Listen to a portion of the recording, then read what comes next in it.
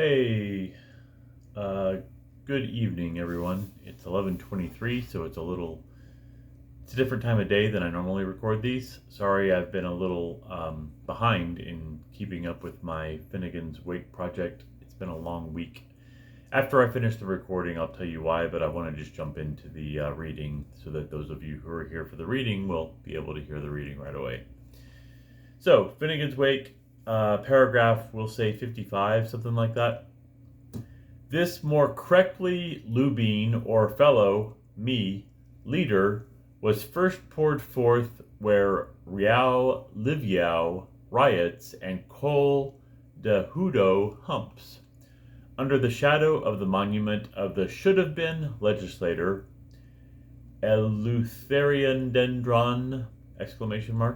Spare, woodman, spare, to an overflow meeting of all the nations in Leinster, fully filling the visional area and, as a single-minded supercrowd, easily representative, what with masks, wet with faces, of all sections and cross-sections, wine shop and cocoa house poured out to brim up the broaching of our Liffey-side people, to omit to mention of the mainland minority and such as had wayfared via Watling, Ernin, Icknild, and Stane. In chief, a halted Cockney car with its quotal of Hardmouth's hacks, a northern Tory, a southern Whig, an East Anglian chronicler, and a Landwester guardian, ranging from slips of young Dublinos from Cutpurse Row, having nothing better to do than walk about with their hands in their knee pants. That was pretty straightforward. Sucking airwhackers, Weedilicet, jumbo bricks side by side with truant officers, 3 woolen balls, and poplin in search of a croust of pawn to busy professional gentlemen.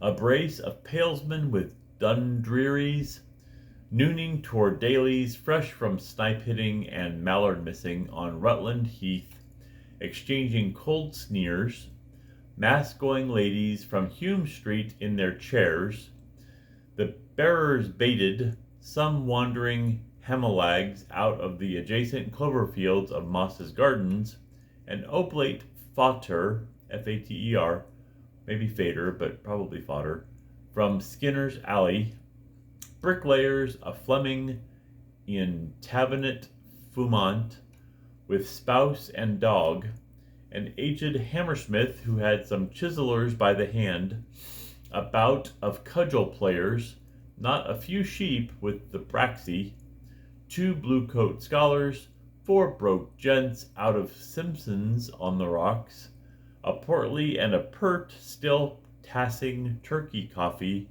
an orange shrub in Ticky's door, maybe Tick Eye's door, Peter Pym and Paul Fry, and then Elliot and O. Atkinson suffering hell's delights from the blains of their annuitants' acorns, not forgetting a deuce of Diana's righty for the hunt.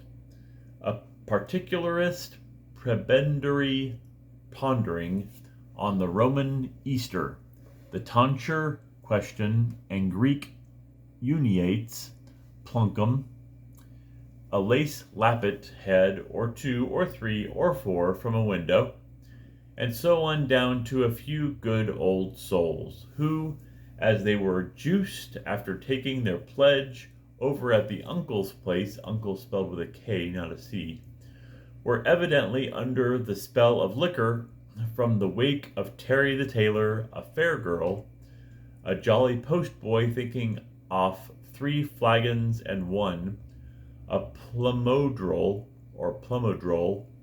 a half-sir from the weaver's almshouse, who clings and chat clings to her, a whole dam is D-A-M, cloud-hued petticoat, as child, as curiolator, as couch O'Leary.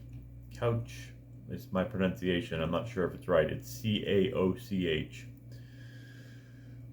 The war arrow went round, so it did, a nation once agaze, and the ballad in the Felebrine Trancoped meter, affectioned by Taisibo in his Casudus de Pulicinello Ardahut, stampaded onto a slip of Blankovide, and headed by an excessively rough and red woodcut, privately printed at the rhyme press of Delville, soon fluttered its secret on white highway and brown byway to the rose of the winds and the blue of the gales. From archway to lattice and from black hand to pink ear, village crying to village, through the 5 pussyfors green of the United States of Scotia Picta. And he who denies it, may his hairs be rubbed in dirt. To the added strains, so peacefold, of His Majesty the Flute, Floote, that one crooned king of inscruments, Pigot's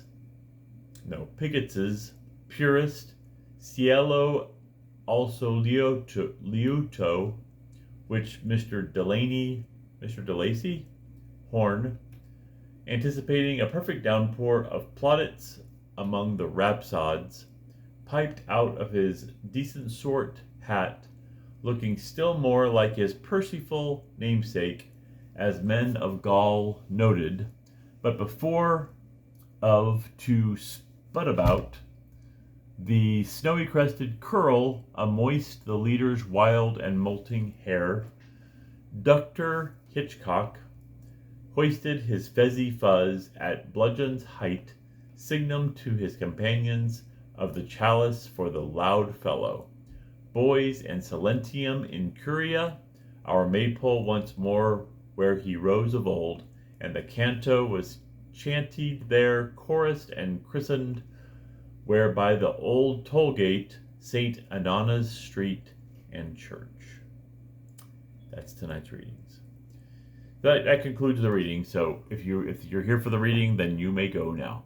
If you'd like to hear the story of why my week was so long, here's the story.